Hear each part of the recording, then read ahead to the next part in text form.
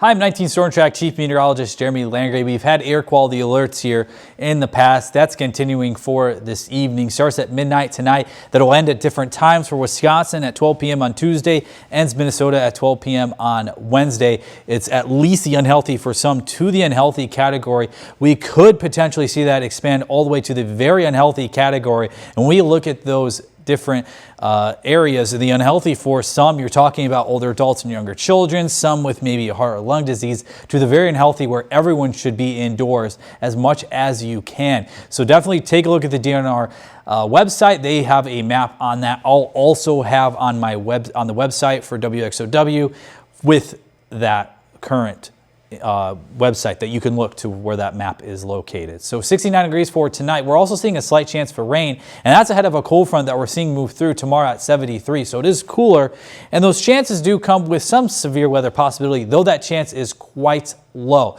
You'll see here we're at level 1 risk for the pretty much eastern half of our area, and that continues to increase as you head more towards the central and really south central parts of Wisconsin. Everything is on the table here: tornadoes, winds, hail, and 1-inch diameter. But as I mentioned, you're not seeing much of a risk here with this storm. The one thing you will see, though, is plenty of rain. Upwards of around 1/2 to 2 inches for some very localized areas could be seen here for tomorrow as that storm progresses to move through.